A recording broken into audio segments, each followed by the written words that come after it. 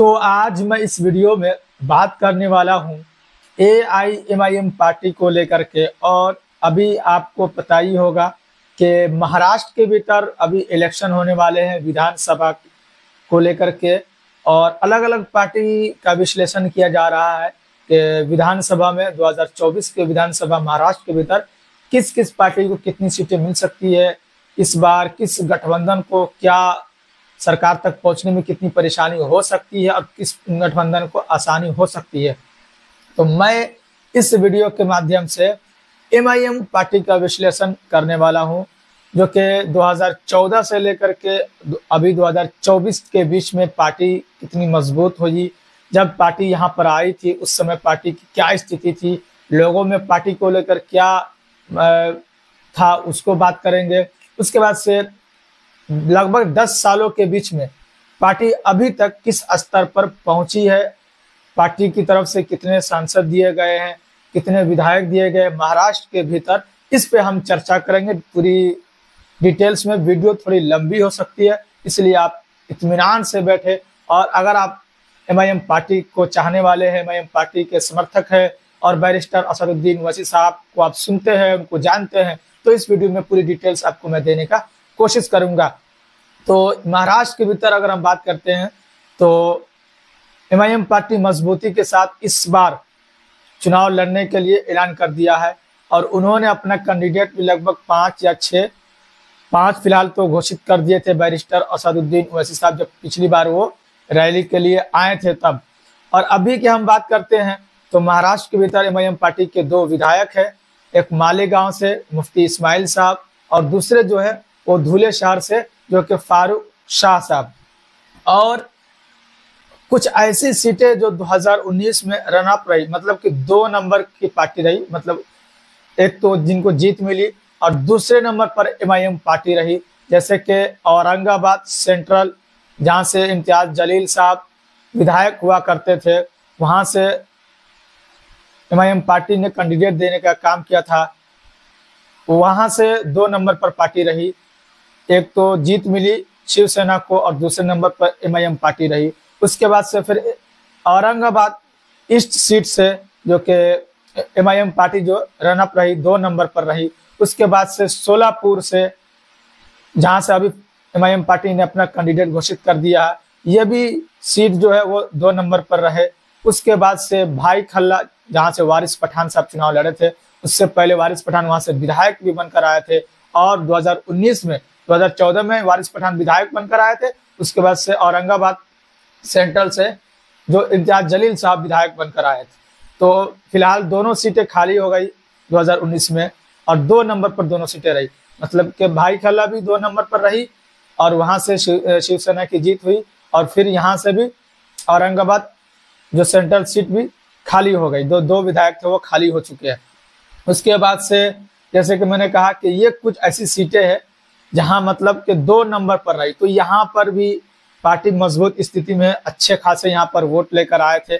अगर हम इस पे हम कुछ और सीटें देखते हैं, इस वीडियो में बताने की कोशिश करूंगा कि कौन कौन सी ऐसी सीटें हैं जहां से पार्टी मजबूती के साथ चुनाव लड़ सकती है। और 2019 में भी लड़ी थी। 2019 में लगभग 44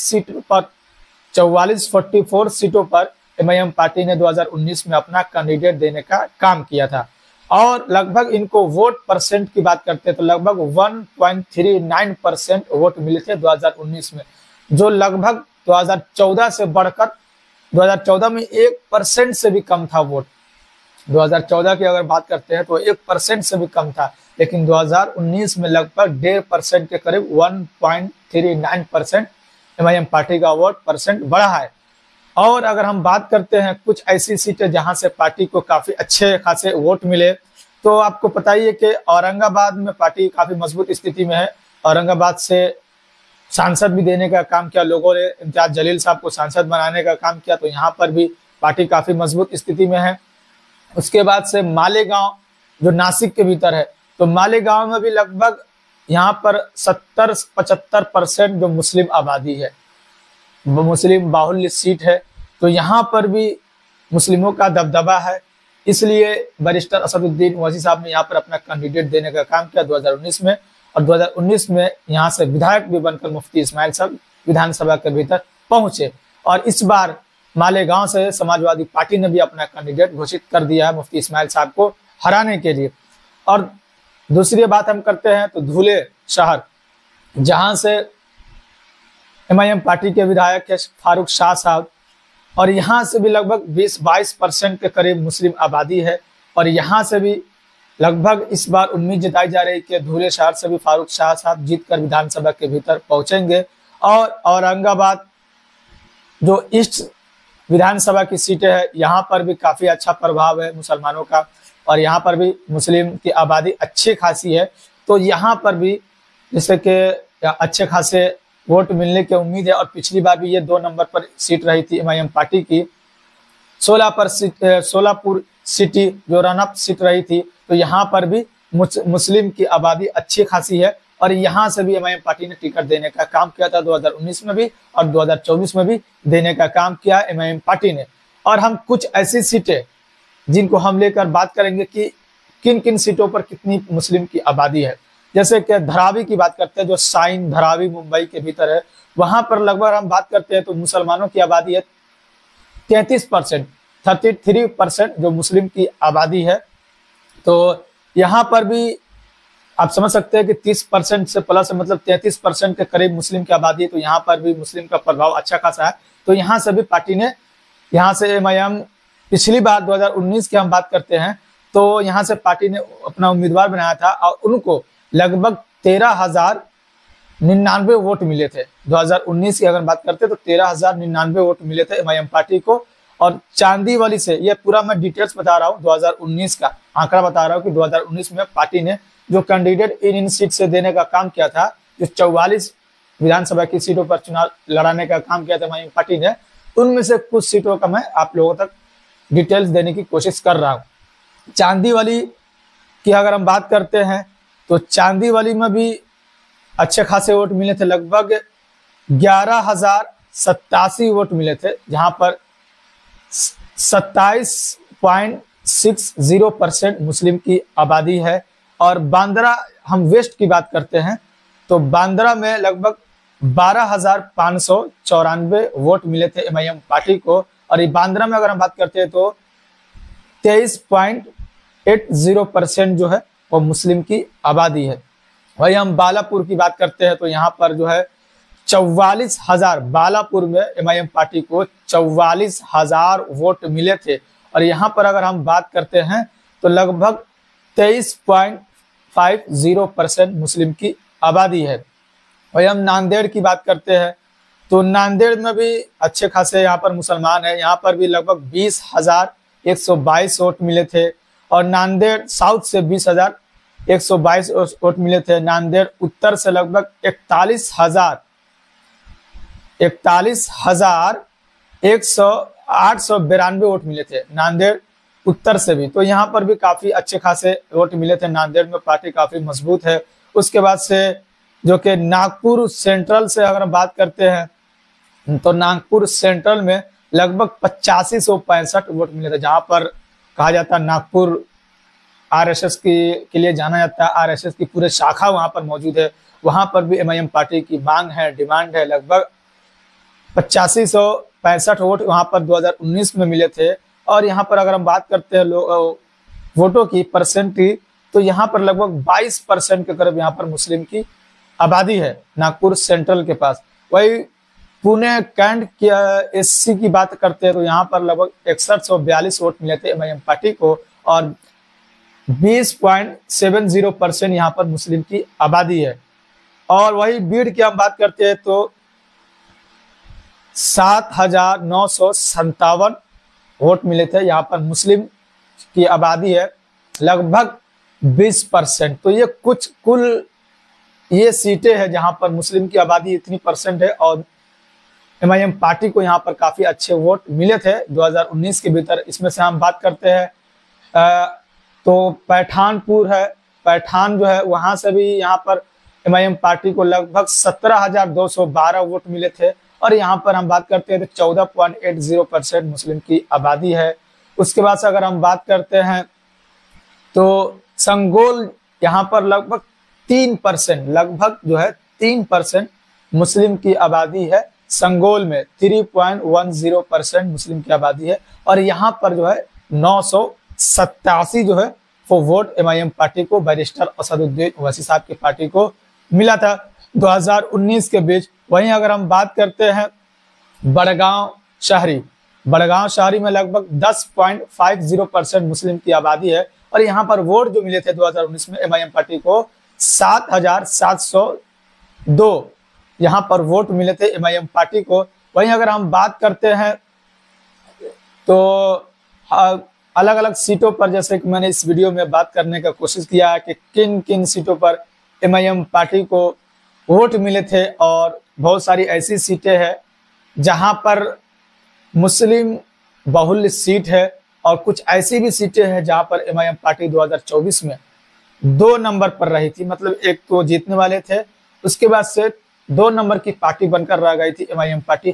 तो जिस तरीके से एमआईएम पार्टी के ऊपर सवाल खड़े किए जाते हैं कि ये किसी को फायदा पहुंचाने का काम करते हैं या जब चुनाव लड़ते हैं, तो बहुत सारी ऐसी सीटें हैं जहां पर एमआईएम पार्टी 2 नंबर पर रही थी। इसका मतलब जितने भी पार्टी है, चाहे वो कांग्रेस हो या एनसीपी के शरद पवार हो या उद्धव ठाकरे या जो भी जीता हो वो तो ठीक है, बाकी की जितनी भी पार्टी है वो सब किसी की ये टीम बी टीम जरूर रही होगी।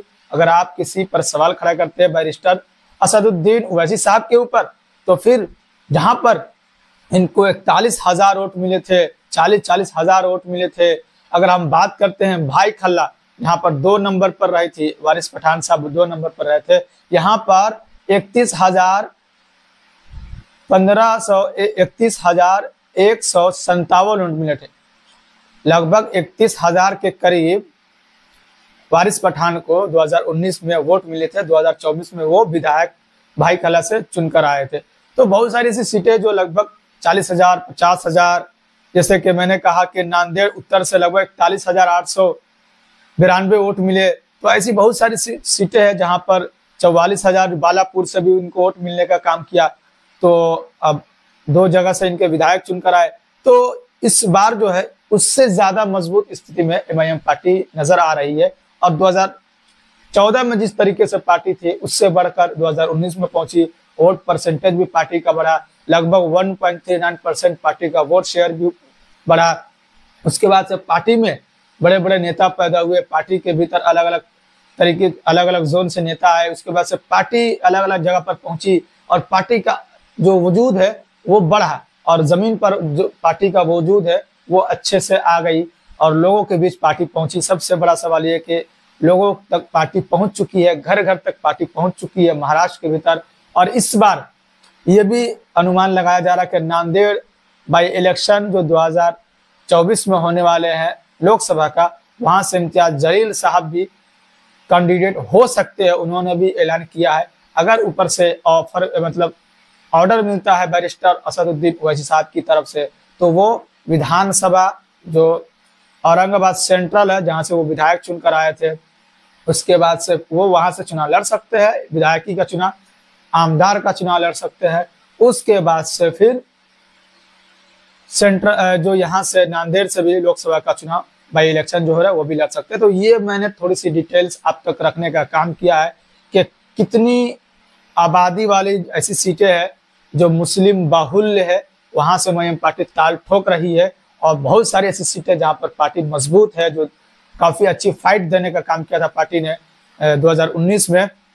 और इस बार आप देख रहे होंगे कि किस तरीके से समाजवादी पार्टी एमआईएम का खेल खराब करने के लिए वो महाराष्ट्र के भीतर आ चुकी है और जिन जिन सीटों पर पार्टी मजबूत है एमआईएम पार्टी, वहां से समाजवादी पार्टी ने अपना कैंडिडेट देने का काम किया है। उसी को लेकर के फिर एक तरीका आप देख सकते हैं, तो एमआईएम पार्टी ने अपना कैंडिडेट भी उत्तर प्रदेश के भीतर जो बाई इलेक्शन हो रहे हैं वहां से भी देने का काम किया।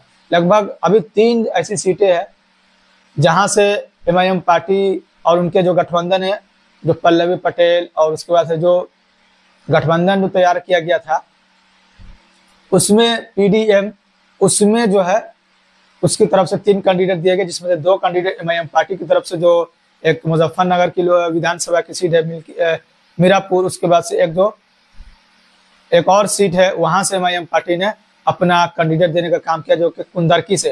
तो ये अभी आप देख रहे हैं कि सोशल मीडिया पर या न्यूज़ चैनलों पर ये देखा जा रहा है कि इस बार का जो चुनाव है वो अलग ही हो सकता है।